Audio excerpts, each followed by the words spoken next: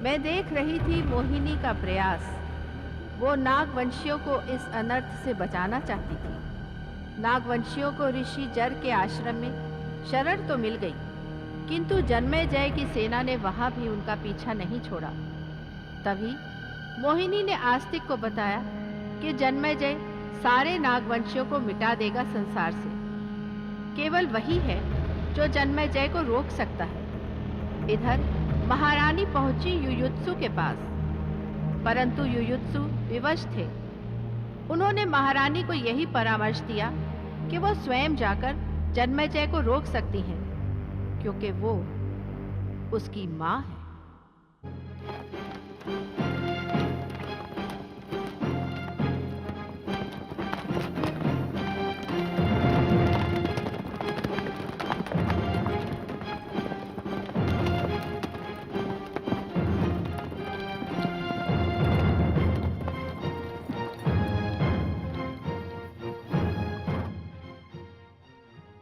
हम जानना चाहते हैं मुनिवर कि आपने हमारा मार्ग क्यों रोका है। चारों ओर जलती हुई बस्तियां, धरती से आकाश तक उठती हुई मानव चीत्कार, जिधर देखो रक्तपात।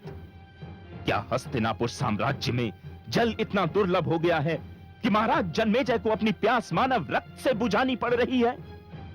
और क्या यह प्यास उस समय तक नहीं बुझेगी जब तक समूचे नागवंशियों का रक्त नहीं बह जाता? आप सत्य कहते हैं। हमने आदेश दिया है कि इस धरती पर एक भी नागवंशी जीवित न रहने पाए। तो क्या एक व्यक्ति के अपराध का दंड समूचे नागवंशी समुदाय को भुगतना पड़ेगा?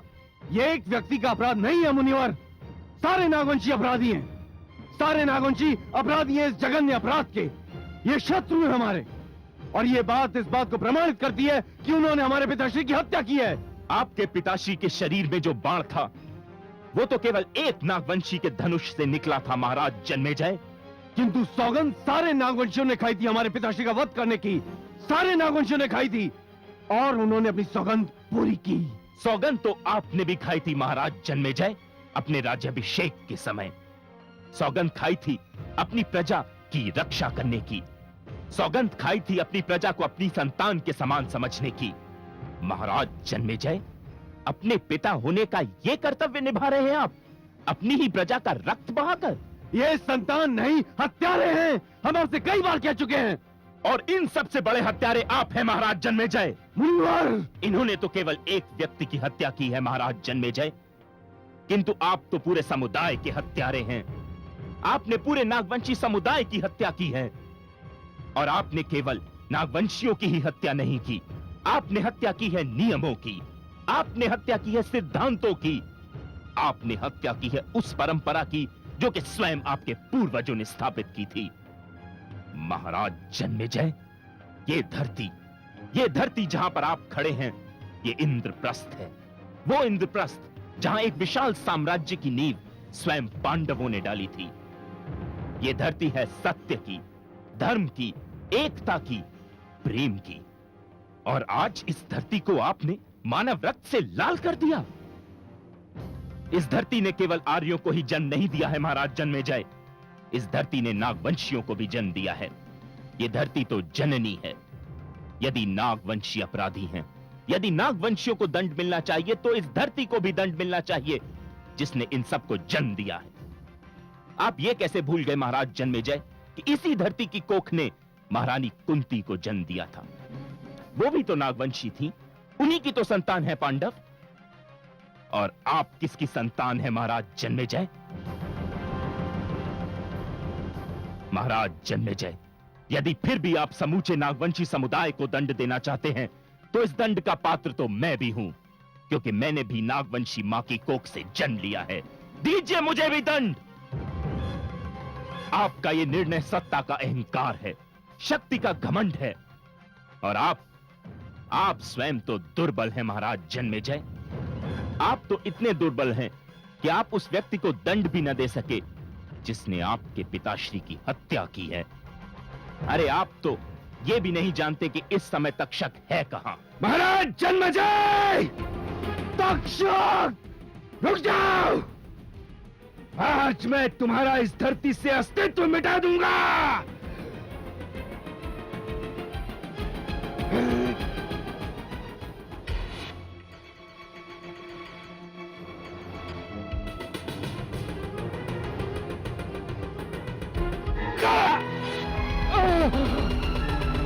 मोहिनी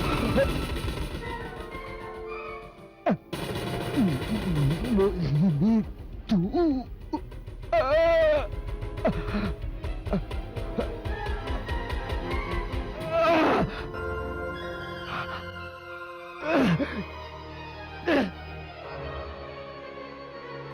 तूने एक पुत्री होकर पिता पर वार किया। नहीं, हमने एक पिता पर प्रहार नहीं किया, हमने एक हत्यारे पर प्रहार किया है। वो हत्यारा जिसने महाराज परीक्षित की हत्या करके समस्त हस्तिनापुर को अनाथ बना दिया, वो स्वयं अपने समुदाय का हत्यारा है। जितना नागवंशियों का रक्त बहा है, उसका उत्तरदायित्व तुम पर है, और हमारा दुर्भाग्य यह है कि हम तुम्हारी पुत्री हैं। तुम पिता कहलाने योग्य नहीं हो। एक हत्यारा हमारा पिता नहीं हो सकता, नहीं हो सकता।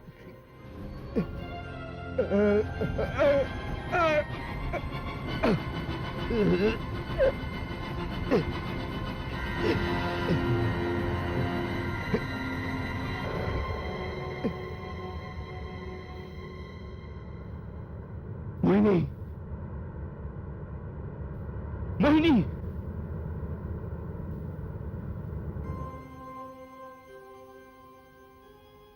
मोहिनी। महाराज, हमने आपके अपराधी को समाप्त कर दिया। अब आप हमें भी दंड दीजिए। हम भी तो नागवंशी हैं, हम भी तो अपराधी हैं। देख क्या रहे हैं महाराज, दंड दीजिए, दंड दीजिए।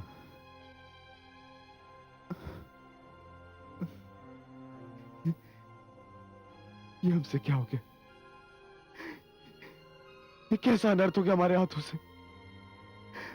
हे मुनिवर, हमें क्षमा कर दीजिए, हमें क्षमा कर दीजिए मुनिवर। मोहिनी, तुम भी हमें क्षमा कर दो। हम ये भूल गए थे कि हम इस देश के राजा हैं और सारी प्रजा हमारी संतान है। हम तो केवल अपने आप को एक पुत्र ही समझ बैठे थे। ये क्या हो गया हमारे हाथों? अब इस पाप का प्रायश्चित कैसे करेंगे? कैसे करेंगे इस पाप का प्रायश्चित हम? मैं बताती हूँ। माताश्री। हाँ पुत्र, यदि तू अपने पाप का प्रायश्चित करना चाहता है तो तुझे हर नागवंशी से क्षमा मांगनी होगी, हर बच्चे से क्षमा मांगनी होगी जिनके माता पिता की हत्या की है तूने। उन माताओं से, उन पिताओं से क्षमा मांगनी होगी जिनके पुत्रों की हत्या की है तूने। उन पत्नियों से क्षमा मांगनी होगी जिनके सुहाग उजाड़े हैं तूने। पुत्र, रक्त की एक एक बूंद से क्षमा मांगनी होगी जो तूने इस धरती पर बहाया है। माताश्री, मैं हर एक से क्षमा मांगूंगा, बच्चों से, वृद्धों से, स्त्रियों से, हर एक से क्षमा मांगूंगा। मैं माताश्री हर एक से क्षमा मांगूंगा। मैंने जिनके घर उजाड़े, मैं उन्हें प्रसन्नता दूंगा माताश्री, मैं उन्हें प्रसन्नता दूंगा। मैं नगर नगर जाऊंगा, घर घर जाऊंगा और तब तक क्षमा मांगूंगा जब तक वो मुझे क्षमा नहीं कर देते। चलो मोहिनी। तू कहाँ जा रही है मोहिनी? राजमाता, हमें भी तो उन सबसे क्षमा मांगनी है जिनका रक्त बहा है, क्योंकि यह अपराध हमारे पिता ने किया था। हमारे पिता एक हत्यारे थे, उन्होंने मानव जाति की हत्या की है। हम उसी हत्यारे तक्षक की पुत्री हैं। नहीं मोहिनी, अब तू तक्षक की पुत्री नहीं, हमारी कुलवधू है, हस्तिनापुर साम्राज्य की होने वाली महारानी है। नहीं राजमाता, वो अधिकार हम खो चुके हैं। नहीं मोहिनी, ये महाराज जन्मेजय का वचन था जो उन्होंने तुझे दिया था, और महाराज परीक्षित की इच्छा, और एक माता की अभिलाषा। मोहिनी, क्षमा मांगने तो अकेली नहीं जाएगी, हम सब चलेंगे तेरे साथ। इस नरसंहार का अपराधी यदि मेरा पुत्र है तो मेरी कोख भी अपराधी है जिसने इसे जन्म दिया है। मैं दिल्ली हूं। मैं देख रही थी चारों ओर फैला हुआ रक्त और उसी के साथ मैं भी सर से पांव तक लहू में नहा चुकी थी। जन्मेजय को महारानी ने उस नरसिंहार से तो रोक लिया था, मगर दिलों में पली हुई नफरत कभी कम नहीं हुई। पांडवों ने अश्वमेध यज्ञ करके भारत के 7 द्वीपों को एक सूत्र में बांधा तो, पर वो सूत्र टूट गया, बिखर गई वो कड़ी। धरती का सीना तो लहूलुहान था ही, प्रकृति भी चुप नहीं रही, आकाश भी फूट पड़ा। गंगा में ऐसी प्रलयकारी बाढ़ आई कि हस्तिनापुर के आसपास के सारे इलाके पानी में डूब गए। मैं भी उस प्रकोप से नहीं बच सकी। मेरा पूरा अस्तित्व ही पानी में डूब चुका था। सब मुझे छोड़कर चले गए। मैं खंडहर में तब्दील हो चुकी थी। मेरी आंखों का पानी अभी तक सूखा नहीं था। मैं भरी हुई आंखों से देख रही थी अपनी बर्बादी, अपनी लाचारी। पौराणिक काल समाप्त हो चुका था और ऐतिहासिक युग आ चुका था, किंतु मैं इतिहास के पन्नों में कहीं भी नहीं थी। मैं पथराई आंखों से कभी खुद को देखती और कभी आकाश की ओर। युग बदल रहे थे। तभी मैंने मगध की ओर से आते महावीर के उपदेश सुने और फिर मेरे कानों ने पुरवैया की लहरों पर तैरती हुई बुद्धम शरणम गच्छामि की गूंज भी सुनी। तथागत ने तरसती मानवता को अहिंसा का संदेश सुनाया। मैं देख रही थी चंद्रगुप्त महान को, जिसने 5 टुकड़ों में बटे हुए भारत को आचार्य चाणक्य के आदेश पर एक कर दिया।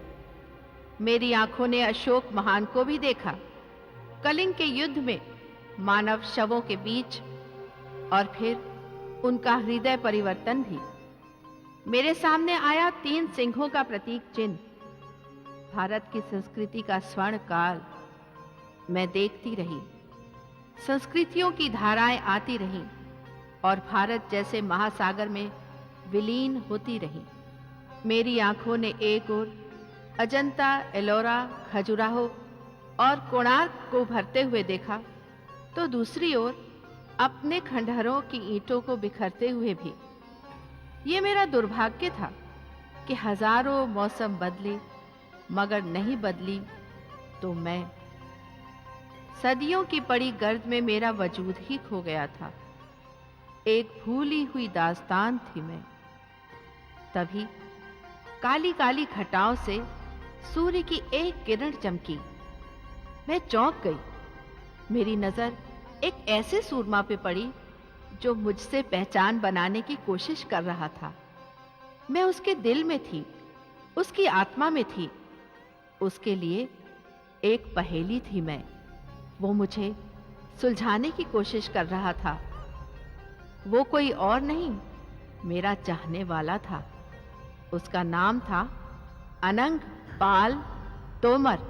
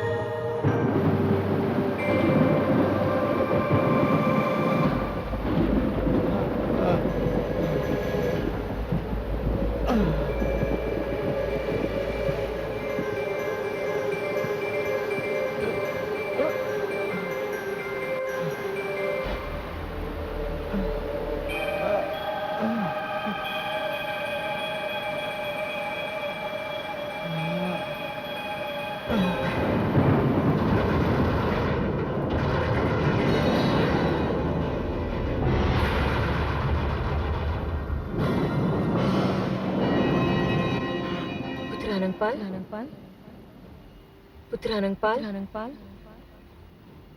Putranangpal.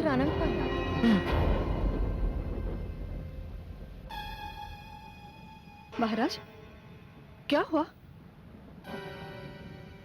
महारानी, आज फिर वही देखा हमने। फिर वही आवाज गूंज रही थी हमारे कानों में। कोई देवी बुला रही है हमें। लगता है फिर वही सपना देखा है आपने। महारानी,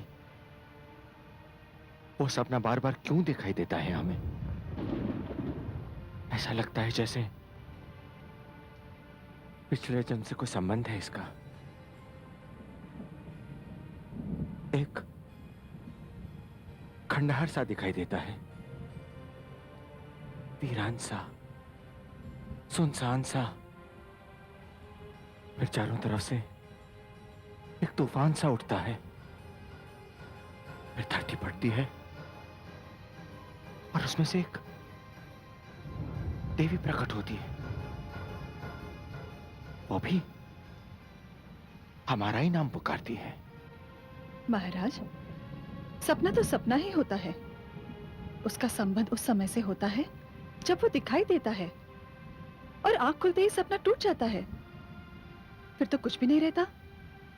ये एक कल्पना है, भ्रम है। वास्तविकता से इसका कोई संबंध नहीं।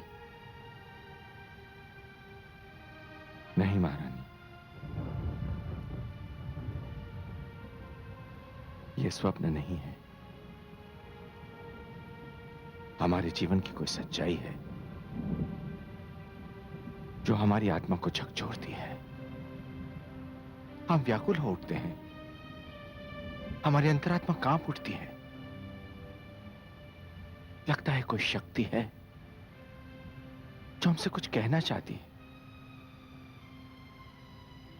जाने कब सच्चाई के रूप में वो सामने आएगी। महाराज, ये स्थिति तो बरसों से है। यदि किसी कोई बात होती तो अवश्य उसका रहस्य खुलता। आप ये सोचकर व्यर्थ चिंतित होते हैं। अब आप विश्राम कीजिए महाराज। नहीं महारानी, अब विश्राम नहीं हो सकता। इसके बाद अब नींद नहीं आएगी हमारी आंखों में।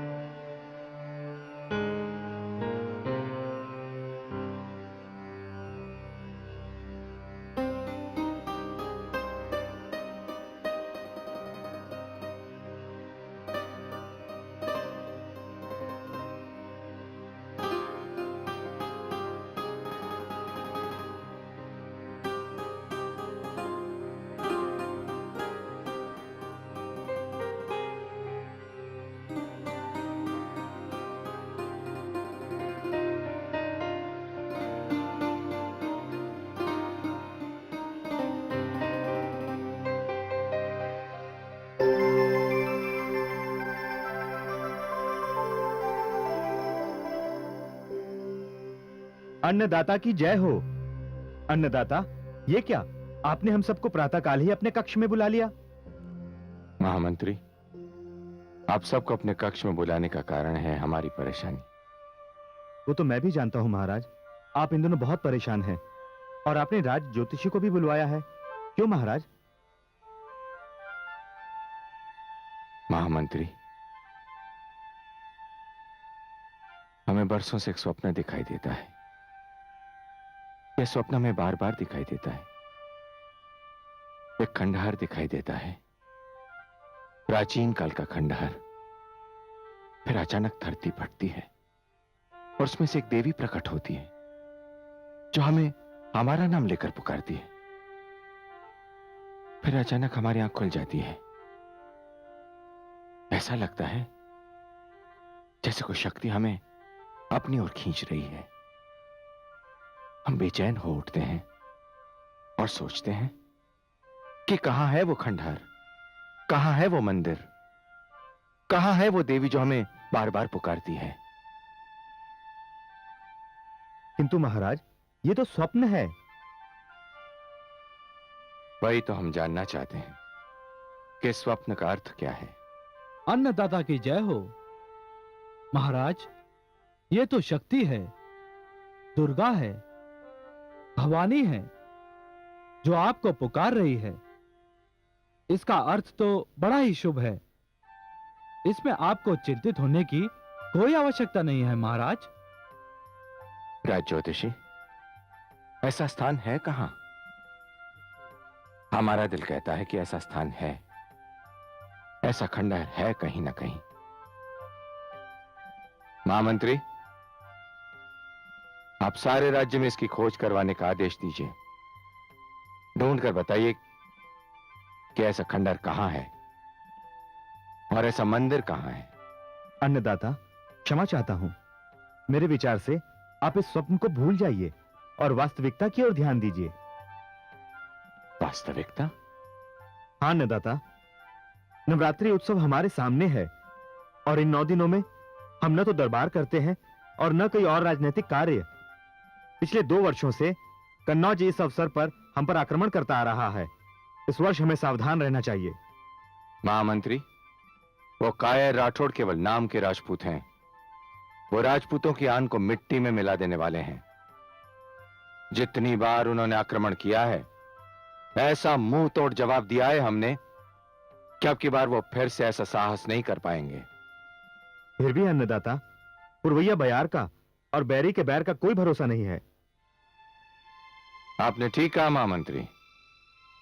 सेनापति, आज्ञा अन्नदाता। नवरात्रि के 9 दिन हम पूजा और अर्चना में गुजारेंगे, लेकिन इन 9 दिनों में सैनिक तैयारियां भी साथ साथ चलती रहेंगी। हर एक व्यक्ति से कहो कि वो सावधान रहे। कल ही तो नवरात्रि का शुभारंभ है, लेकिन उन दुष्टों का कोई भरोसा नहीं। वो क्षत्रिय कुलकलंक कमीना विजयचंद और उसका बेटा जयचंद, पता नहीं कलश स्थापना के साथ ही युद्ध की घोषणा कर दे।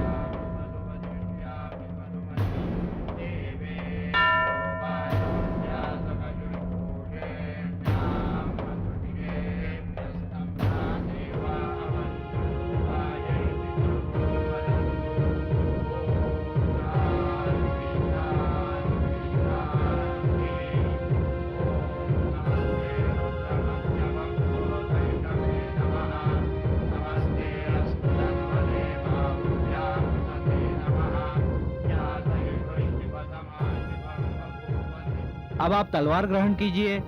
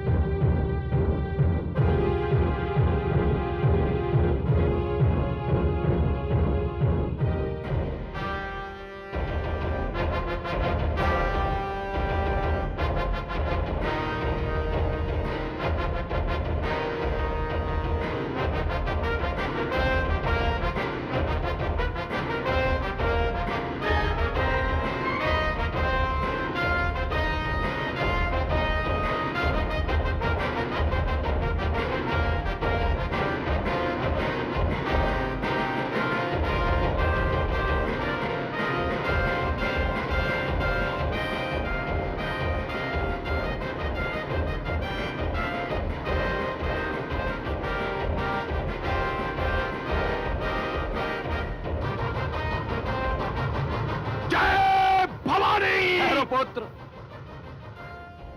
नहीं, अभी नहीं। अभी ये बलि नहीं होगी। ये बलि विजयदशमी के दिन होगी, जिस दिन हमें अनंगपाल पर विजय का समाचार प्राप्त होगा। और हम ये बलि इसलिए देने जा रहे हैं पिताजी,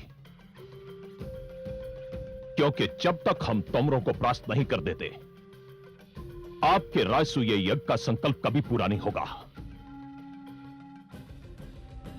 अनंगपाल तोमर हमारी आंखों में कांटे की तरह खटक रहा है और हम आज ही उसके राज्य पर चढ़ाई करने जा रहे हैं। इसलिए चढ़ाई करने से पहले भवानी मां का आशीर्वाद देना बहुत जरूरी है, इस भैंसे की बलि देकर।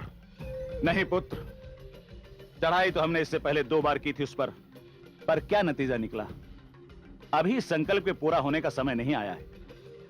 हमने देखा है पुत्र, उसकी तलवार में बिजली की ऐसी चमक है जिसे देखकर हमारे सैनिकों की आंखें चौंधिया जाती हैं। वरना कहां हमारी विशाल सेना और कहां उसका छोटा सा राज्य। तो इसका मतलब यह है पिताजी कि हम उससे डर गए हैं। नहीं पुत्र, राजनीति के खेल में शतरंज की बिसात पर एक ऐसी चाल चलनी है हमें, जिसके पहले वार में शह और दूसरे में मात। हम समझे नहीं पिताजी, आप क्या कहना चाहते हैं? पुत्र जयचंद, जो विजय श्री हमें युद्ध से नहीं मिल सकी, वो हम संधि से हासिल करेंगे। जो काम तलवार नहीं कर सकी, वो काम करेगी बुद्धि और चतुराई। बुद्धि, चतुराई? हां पुत्र, जगह होगी भवानी माता का मंदिर। जब हम उत्सव मना रहे होंगे, तब चढ़ाएंगे इस भैंसे की बलि। लेकिन हमें करना क्या होगा पिताजी? पुत्र, हमने एक योजना बनाई है। हम उसके पास संधि प्रस्ताव भेजेंगे। ये आप कह रहे हैं पिताजी? हम उसके सामने झुकेंगे? हम टेकेंगे अपना माथा उसके सामने?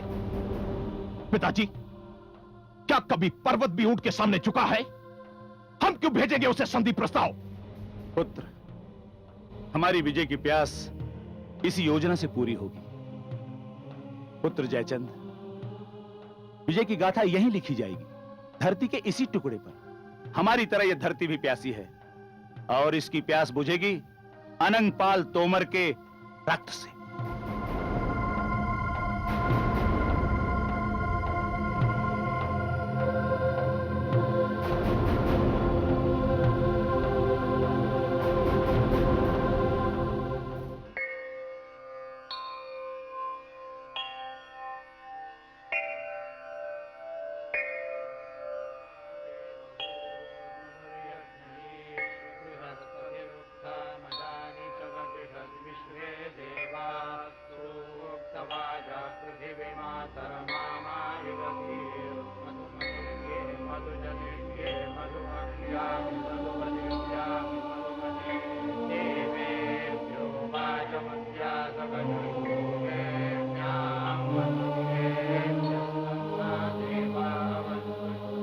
जय भवानी।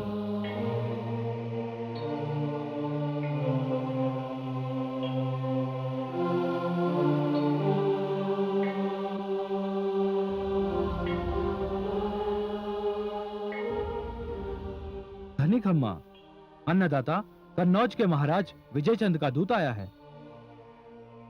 तुम्हें मालूम है कि पूरी नवरात्रि के समय हम राजनीति का कोई भी कार्य नहीं करते हैं। यह समय हमारी शस्त्र पूजा के लिए है। फिर भी आए हुए दूत को न मिलना हमारी परंपरा के विरुद्ध है महामंत्री। परंतु अन्नदाता, जाओ बुला लाओ उसे। जो आज्ञा।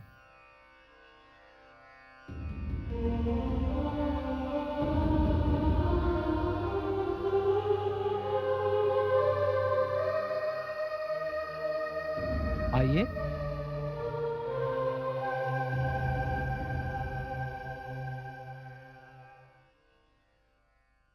अन्नदाता की जय हो। कन्नौज नरेश, महाराज विजयचंद ने आपको प्रणाम भेजा है और साथ में आपको यह पत्र भी। महामंत्री जी। इसे ऊंचे स्वर में पढ़ा जाए। जो आज्ञा। स्वस्ति श्री अनंगपाल तोमर को कन्नौज नरेश राव श्री विजयचंद का अभिनंदन। बहुत विचार करने के पश्चात यह बात समझ में आई कि आपकी और हमारी आपस की शत्रुता ने हम दोनों ही के राज्यों की हानि करवाई है। आगे पढ़ो। गत 2 विजयदशमियों का उत्सव हमारे युद्धों की भेंट चढ़ गया। आपस की शत्रुता के कारण प्रजा से यह उत्सव भी छीनने का हमें कोई अधिकार नहीं है। इसलिए बैर भाव भुलाते हुए मैं इस नवरात्रि उत्सव में मां भवानी के दर्शन करने का आपको निमंत्रण देता हूं। पूर्ण आशा करता हूं कि आप कन्नौज अवश्य पधारेंगे और हमारा संधि प्रस्ताव स्वीकार करेंगे। मैं यहां मां भवानी के मंडप में आपके स्वागतार्थ आपकी प्रतीक्षा करूंगा। आपका कल का बैरी, आज का मित्र, वीए चंद्र राठौड़। बड़े आश्चर्य की बात है, हमेशा तलवार से सबको धमकाने वाला, अपनी शक्ति के अहंकार में दूसरों को दुर्बल और कमजोर समझने वाला आज संधि की बात कर रहा है। संभवतः उसे हमारी तलवार की तेज धार का पता चल गया है। दूत, जाओ और कह दो अपने महाराज से कि हमने उनका निमंत्रण स्वीकार कर लिया है। तो मैं इस विश्वास के साथ वापस जाऊं महाराज कि आप कन्नौज अवश्य पधारेंगे। दूत, क्या तुम ये नहीं जानते कि राजपूत के मुंह से निकला हुआ हर शब्द वचन होता है? सत्य वचन अन्नदाता। तो फिर जाओ। जो आज्ञा। महामंत्री, महाराज। हमारी यात्रा का प्रबंध किया जाए। जो आज्ञा महाराज।